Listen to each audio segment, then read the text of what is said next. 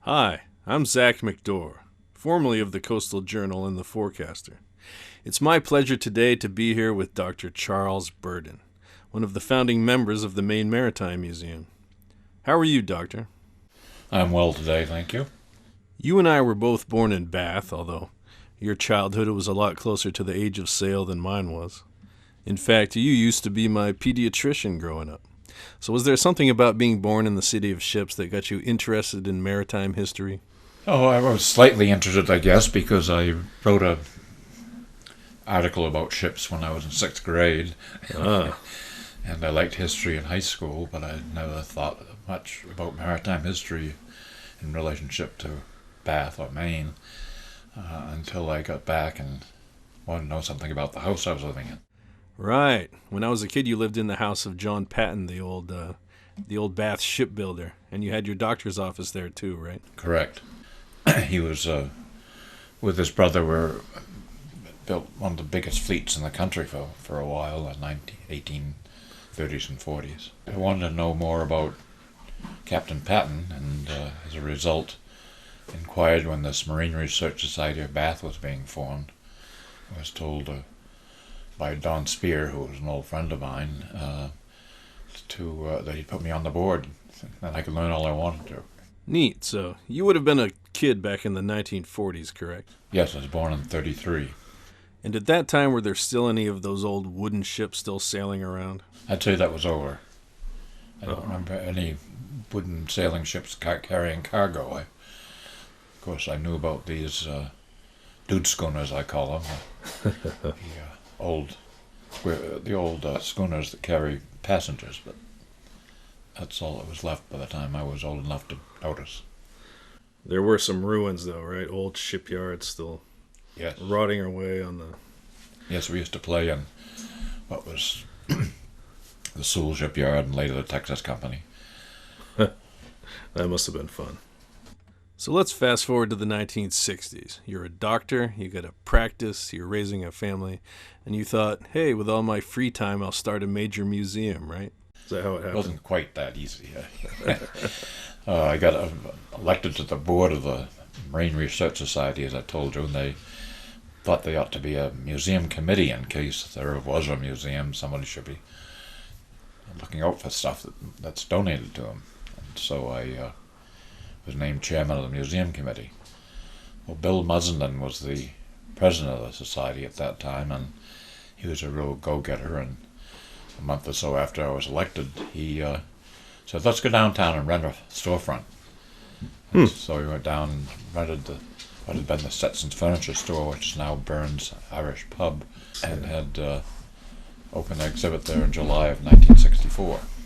The genesis of the museum, though, wasn't it a collection of half-hull models and paintings that were inside the old Bath City Hall in the 30s? Where did those come from? That was collected in the 30s by Mark Hennessy, who was a newspaper reporter, and Lieutenant Lord, and a few other people.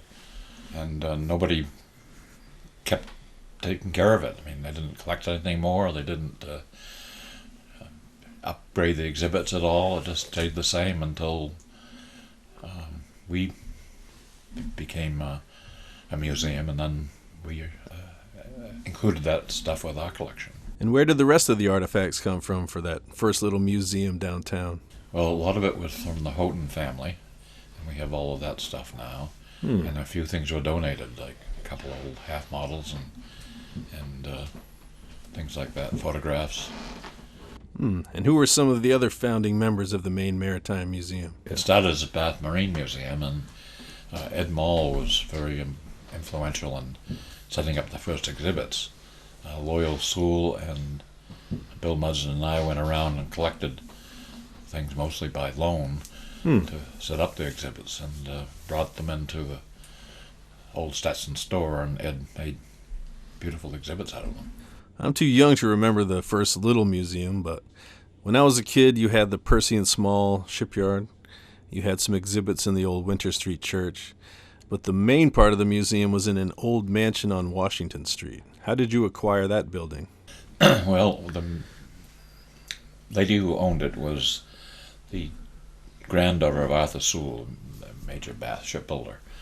her father was Harold School, who was a minister to Hawaii and ambassador or something to Guam, Samoa, I should say. And she married Walter Edge, who was governor of New Jersey. And she and her sister and two brothers inherited that house from her father, who had been given it by his father, Arthur, as a wedding present. And what happened was that the family had trouble taking care of the building as the money got diluted and spent. Right. She had a lot of money because her husband was very wealthy. So she bought it and fixed it up for her granddaughter's debutante party. Once the debutante party was over, she had no further use for the building, decided to give it to the Marine Research Society of Bath, since they had showed interest in having a museum. Isn't that something? She got the building, she had one party there, and then she gave it away. Correct. I loved the children's room back then. It had a big ship's wheel you could turn. It had rigging you could climb. All this great stuff. Who was designing all these exhibits back then? Well, it was a group of people. I designed most of the exhibits, but that one was something that some of the mothers were very much wanted, and I can't remember now who helped them build that, but it could have been Ed Mall. They built a ramp up into a small room that went off a big room in the basement, and had the ship's bell and the steering wheel and a little peephole exhibit of what it looked like inside a destroyer and things like that in there. That was great. But I guess the building lacked something as far as preserving artifacts. Right. It wasn't humidity and temperature control, which good paintings and paper should have, and it was not very fire safe. There was no sprinkler system, or the building itself was a whole wooden building which could have burned up in a hurry if it caught fire. Oh my. Yeah, I was sad when you sold that building. But you still have another old shipbuilder's house, Yes. The Donnell House. And William Donnell built schooners right beside the Pershing Small Shipyard and had his house right on the street side of the yard. And that became available, and we got Mrs. L.M.C. Smith to buy it for the museum. Fantastic. Well, that house is right next to the Percy and Small Shipyard, which, like I said, is the last shipyard, right, that built old wooden vessels. Big wooden sailing merchant vessels, yes. That place is such a treasure, but you had a hard time convincing the museum to even take it. Yes. I went down there when the Mary E., which is a schooner the museum has acquired recently, was originally restored down there in 1965-66. And I was developing exhibits at the museum. I wanted to learn something about building or restoring wooden vessels, and so I went down to watch Bill Donnell, who was restoring that one, and he pointed out the pitch oven and the old buildings that was still there, and got me all excited, and I said, this has to be saved. So I went to see Joe Small, who was the son of Frank Small of Percy and Small, in his residential hotel in Brookline, Mass. And he put up $5,000 to buy that, and that's all that the family was asking for it at the time. $5,000. For 3 acres on the waterfront with all those buildings. And so I went to the museum with a whole project in hand that someone would pay for it, and it was available, and they said, oh no, we don't take on that, it'd be too much. And Don Small, who was Joe Small's brother, and said, oh, the shipyard's dead, let it go. Ugh, that is just crazy. So how did you talk them into acquiring it? I didn't. I invited the LMC Smiths to the house for dinner one night. They had bought Popham Beach and saved it and sold it back to the state for a state park. And the idea was that they might do this for the museum. And as Mr. Smith said afterwards, Charlie Burton invited us over for dinner and gave us several glasses of wine, and we went home owning a shipyard. So they owned it for 5 or 6 years at least, and took care of the buildings while they had it, and then gave it to the museum during one of our fund drives. And how did it last that long? All the other shipyards got redeveloped over the years. Why was that one still there? Well, Richard Morse of Phippsburg, John Morse's cousin, sort of, bought it from Sam Percy to use to store building materials. He tore down old buildings and stored them in those buildings. Oh, By the yes. time I came along, the main mill building was being used by Sears Roebuck as a warehouse. No kidding. And part of it was for repair of lawnmowers. And I'd had my lawnmower repaired there without realizing what the building significance was until Bill Donnell pointed out to me. So was it fair to say that in the 60s, people just didn't really value stuff like they do now, that kind of thing? They seemed to value it quite a bit less, yes. Yeah. Preservation movement was just getting started. There were several small museums around the state, and each college had its own museum. Portland Museum of Art was a relatively small institution, say as was Farnsworth. But it was time for museums to thrive. So just to be clear, the museum didn't want the Percy and Small shipyard. The trustees You at that talked to a wealthy family into buying it until the museum came to their senses. That's correct. Well, The and it's safe to say we wouldn't have it today if it wasn't for that.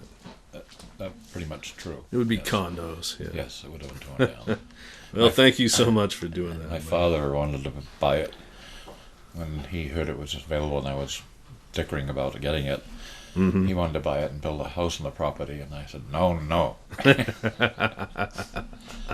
What did it take to restore the place? I remember you telling me you had to go out and all the original machinery had been sold off, and some of the buildings had been moved. Well, when they rebuilt the Constitution in 1927, Lieutenant Lord, who was in charge of that project, got all the machinery out of the Percy and Small shipyard to do the work. A big planer and a sawmill and several lathes and other things they might need. Cool. So the buildings were empty. Where did you find were you able to find some of the old equipment? All the old equipment apparently has gone down to Charlestown Navy Yard to do the Constitution, and probably was scrapped during World War II. We found no trace of it. We found another Daniels planer in a old sawmill in Vermont, and sawmills were fairly common around. We got that, and then ended up finding other machinery for the joiner shop. Some of the neatest artifacts to me are the ones that come from the old ships themselves. When you walk into the museum, there's a huge carved board that came from the bow of a ship, and it has Percy and Small carved right on there. Tell us about that ship and the expedition you went on to recover those artifacts. That was the trail boards and billet head of the Cora F. Cressy, which was built at Percy and Small in 1903. And she carried cargoes along the coast, mostly coal, Right. for many years, and then was turned into a showboat in Boston. And after that went out of business, a fellow in Bremen, Maine, named Bernie Zahn, bought it to bring back here for a lobster pound. A lobster He pound. got it towed back here and set it in the mud, and there it sat. Mm-hmm. But I heard about it in 1966 and got in touch with Mr. Zahn, and he agreed to let us take anything we wanted off the vessel. He had no further use for it. Fantastic. So we took off the billet head and the trail board and took out the interior of the cabin, and a lot of the rail and steering gear and things like that over time. And you brought all that stuff back to the museum. Yes. And is it all on display, or is there some in storage? Some of it went to a Well, bar, if I remember. Yes, the Bounty Bar in the Holiday Inn in Bath got some of the rail because the guy, Tom Walsh, who owned the Bounty, wanted that for his bar and paid for the whole business of bringing back the major part of the rail and the heavy machinery. Well, it's a good thing you got that stuff, because the ship's still there, but now it's basically just a pile of logs, right? It's completely collapsed, yes. Well, I'm glad you rescued it. Another chunk of ship you have is the Snow Squall's hull, or piece of it. I believe that's the only genuine piece of an American clipper ship. Is that right? That's right. It's the pointed bow that was a classic feature of clipper ships, and that was when it got in trouble down off South America and was when the Falkland Islands was condemned back in 1860 or so, and sat there as used as a hulk, as a warehouse sort of, for 100 years, and a fellow in Damascus in Newcastle was very interested in saving it, and got it taken off the ship and brought back to this country on a big cargo carrier. And wow, that must have been quite an operation. apparently it was. I was not part of that. You weren't part of that. In fact, it went to a different museum first, right? It went to South Portland, where the Snow Squall, the clipper ship was built, but they weren't able to continue to operate. They didn't have the support we did. Another ship that you tried to save but couldn't, unfortunately, was the old tugboat Seguin. Somehow it ended up getting burned, I guess. What happened there? That was a pity. Bill Muzzin, and the guy who got me going with a store downtown, was very interested in getting the Seguin because it was built in Bath in 1884. It operated on the river a good part, most of its life, and It was a steam-powered tugboat. that's right. And it still had the forecastle that the crew slept in, and had a boiler that was not original, but just like the original, and it was a wonderful vessel. And the museum got to the point where he brought it back, and it was sinking occasionally, and we knew it had to be brought ashore. Right. And the museum had a vote of its trustees whether to bring it ashore as an exhibit, or whether to restore it and steam it around the state. Sure. For fairs and so forth. Well, I was very much in favor of bringing it ashore and saving it inside a building, and I lost. Your idea was to kind of cut it open so you could see the inside. Yes, so you could. There's an exhibit of a tug in the Greenwich Museum in England that does that. Right. And it was very instructive. Whereas steaming around this coast of Maine, most people would not get a chance to see how boilers operated and what the engine looked like, and That's true. what the forecastle was, and so forth. But unfortunately, I lost that one. You were outvoted. Outvoted. Some parts were saved. The engine and the... Yes. I think the engine. wheelhouse was turned into a snack shack, if I remember. Yes, it's still available. It's still there. Okay. But Sadly, most of it was most of it destroyed. was just, they took it all apart to put it together again, and the federal government stopped giving money for that kind of project, and just never made it. Well, the museum sort of made up for it recently by restoring the Mary E. that you mentioned earlier. Isn't that the only surviving schooner built in Bath? Yeah, I would say so, yes. So it was restored in the 60s on the grounds of the museum. Right. Just But by then- chance. 50 years later, it wasn't in very good shape, apparently. It wasn't bad. It was being used to carry passengers at the Maritime Museum in Essex, Connecticut, on the Connecticut River. But it was something that they wasn't paying for itself, and they were perfectly willing to get rid of Fantastic. it for us, give it to us. It was a long and expensive process, right? Fixing it up. Yes. I think they, At least $1 million, I yeah, believe. it's over $1 million, yes. Worth it, you think? Probably. Probably. Why can't Bath bring back, one of the destroyers that it built, or one of the other ships? Well, actually, Dan Donovan, who was a museum booster 20 or 30 years ago, wanted to get the O'Bannon, which was a famous Bath-built destroyer involved in Sure. World War II. But the board voted against it, and it probably was wise. Try to maintain a destroyer would be quite a bit different from the Mary E. That's expensive. Yeah. Especially with a river that freezes up and that sort of thing. You'd have to haul it on shore, I suppose. Well, probably not, being a steel hull. I think the destroyers that the BIW is building now weather the ice in the river okay. Oh, yeah, that's true. So when you drive up to the museum now, there's sort of this huge white skeleton of a ship that you see from miles away.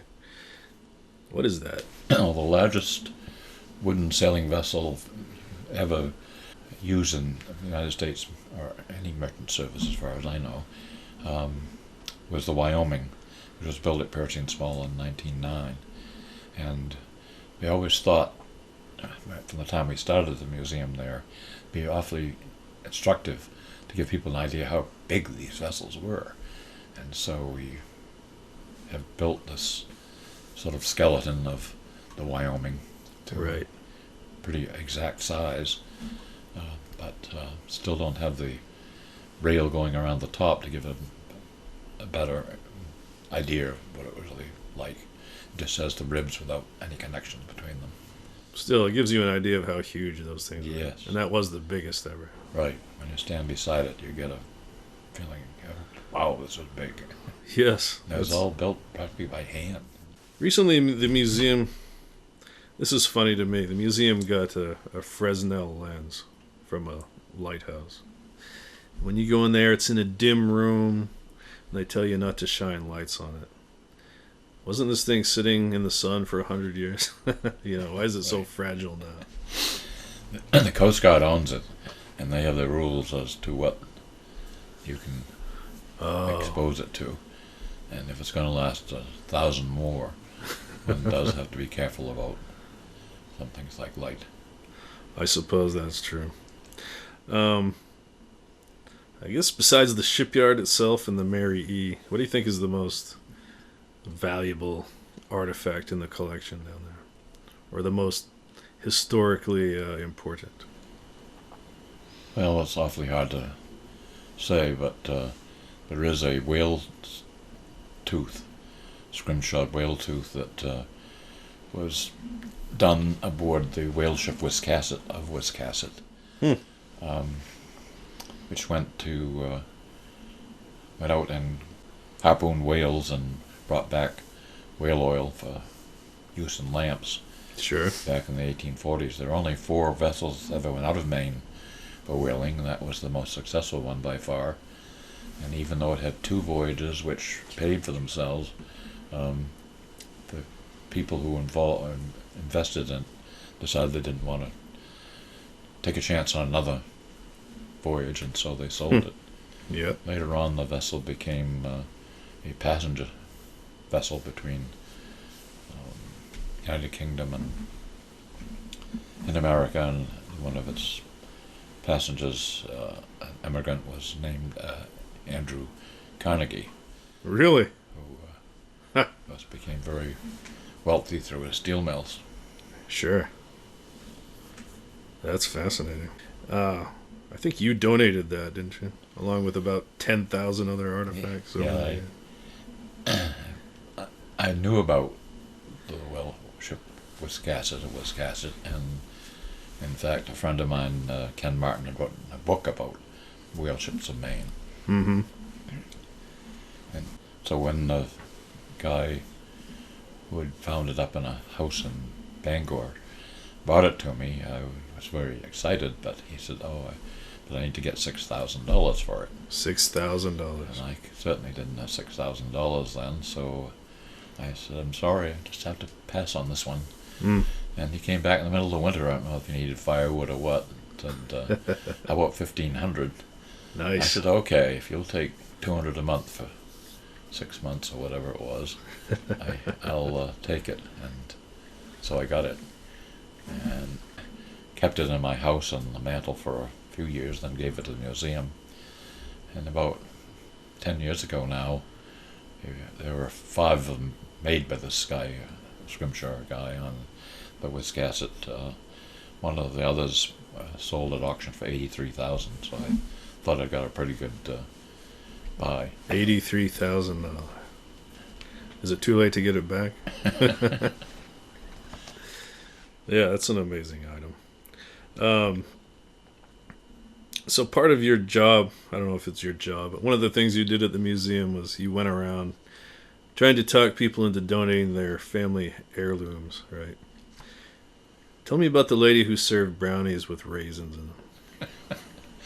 Well, this was Helen Randall, who lived in Freeport. And I knew that she was the daughter of a sea captain, Robert Randall, and had been to visit her once. And the LMC Smiths, the people who saved Percy and Small for us, knew about her too, and told me one day, well, we've got an agreement with her that you can go and pick out anything you want for the museum, all the stuff that she's got, out of all the stuff she's got, and we'll pay her for it. And they did pay her very fairly for it, and we got some wonderful things, including a painting of Captain Randall and its jacket, and a wonderful little miniature on ivory of Captain Randall's son. But Captain Randall had done this, had a small photograph taken with him to China and had the miniature painted. And we have both the photograph that was painted from and the miniature in the museum. Great. It's delightful. What about the brownies, though? Pretty good. Oh, yeah, Helen Randall. Her house was cold as you can imagine, to keep from freezing. And I'd have to go there and spend hours at a time going through everything that she had and deciding what the museum would like to have. And she always had something to give me to eat. And the most worst thing that I ever had was one of her brownies with raisins in it. That is truly gross. That's horrible. Let's talk philosophy for a minute. Why is it important to preserve all this old stuff in the first place? Some people probably think it's just old junk, right? Yeah, a lot of people think that, but a lot of people do appreciate it. But I think our heritage is an important thing to preserve, and particularly in Bath, where almost everybody who's been there more than a couple generations had people who worked in shipyards, and a few of them even went to sea. It's particularly important for us to realize what our heritage amounted to. I agree 100%. So if you could magically acquire any one artifact in the world for the museum, what would it be? I mean, something we don't have now. Right. Anything you want. I'd have to have more time to think about that question. Well, Doctor, thank you so much for talking to us today, and thanks for everything you have done for the museum and the city of Bath. Well, I've enjoyed it.